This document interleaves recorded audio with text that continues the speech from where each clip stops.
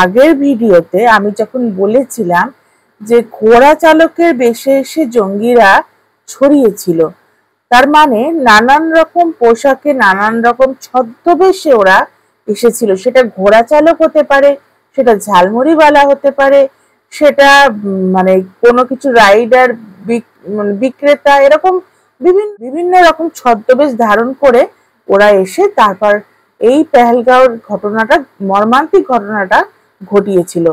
তখন আমাকে প্রচুর মানুষ নানানভাবে তাদের নানান কথা, তাদের ধারণা যে না আমি এটা ভুল বলেছি বা আরো অনেক কিছু।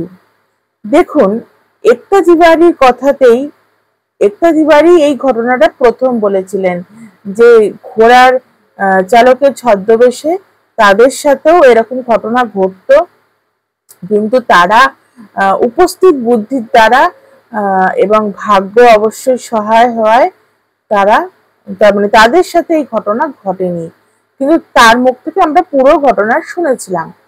এইবার আর একজন ভদ্রমহিলা তিনি একই কথা বলছেন। তিনি কিরকম বলছেন যে তারা যখন ওখানে পৌঁছেছিল, তারা গ্রুপে ছিল মোট 12 জন।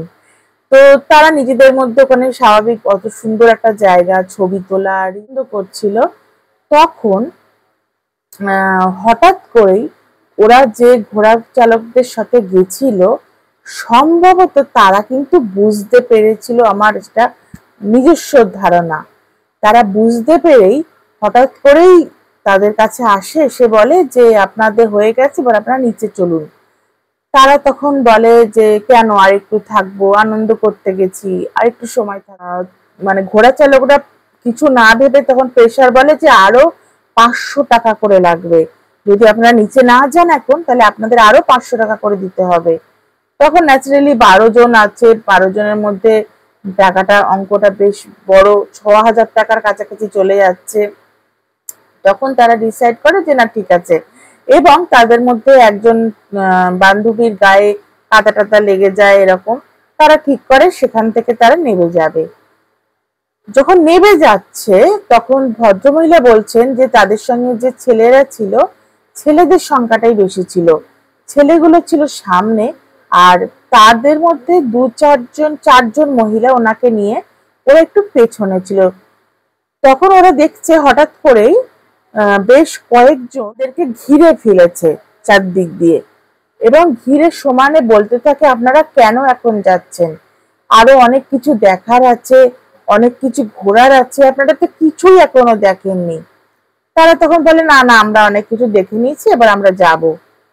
তাতেও যখন হচ্ছে না, তখন তাদেরকে বলা হয় যে আপনারা ম্যাগি খান, মোমো খান, আমরা বানিয়ে দেব। তো তখন তারা বলে না না, আমরা এসব কিছুই খাবো না, আমরা নিচে যাব। মানে ক্রমাগত আটকানোর চেষ্টা চলছে তখন এটা, এবং তারা কিন্তু মোটেও কোনো সেনাবেশে ছিল না, নর্মাল ওখানকার লোকাল যে পোশাক, সেই পোশাকেই ছিল। তার মানে এটা আমরা ধারণা করতেই পারি যে জঙ্গিরা শুধুমাত্র ঘোড়া চালক বা সেনার বেশে আসেনি, তারা বিভিন্ন রকম পোশাকে ঘুরে বেরিয়েছে, সেটা বুঝতেও পারিনি। এবং তাদের, আমার যেটা মনে হয় যে তারা পরিমাণেও কম সংখ্যক ছিল না, তারা অনেকজন ছিল, বিভিন্ন ভাবে মানে ছড়িয়ে ছিটিয়ে ছিল, খেয়াল রাখছিল, এবং এটা একদিনের প্ল্যানও নয়, এটা আমার যেটা মনে হয় ধারণা, এটা বেশ কয়েক বছরের প্ল্যান হয়ে তারপর এই ঘটনা ঘটিয়েছে ওরা। শুনতাম সন্ত্রাসবাদীদের কোনো ধর্ম হয় না, আদতে কিন্তু এটা ভুল প্রমাণ হলো, তারা কিন্তু ধর্ম জেনেই তবেই তারা এই ঘটনা ঘটিয়েছে। সুতরাং এই ধরনের মানে মন্তব্য করার আগে একটু ভেবে করবেন, ভুলভাল কথা বলবেন না। এখান থেকে পরিষ্কার বোঝা যাচ্ছে এটা প্রি প্ল্যান ছিল, এবং বিভিন্ন রকম বেশে ঘুরে বেরিয়েছে। হয়তো মানে কিছু জঙ্গি এখনো ঘুরে বেড়াচ্ছে একদম বহাল তবিতে, মানে যাদেরকে দেখে বোঝাই যাবে না যে এনারা জঙ্গি হতে পারেন, আদতে কিন্তু জঙ্গি এরা। কারণ না হলে কখনো কোনো মানুষ তার স্বার্থ ছাড়া এইভাবে আটকানোর, একটা খোলা মাঠ, সেখানে আর কি দেখবে, এক্সট্রা এক্সট্রা তো কিছু দেখার নেই, সেখানে সবাই যা দেখছে তাই দেখবে, কিন্তু ক্রমাগত তাদেরকে আটকানোর চেষ্টা হয়েছে যাতে সেই ঘটনা আরো হোক।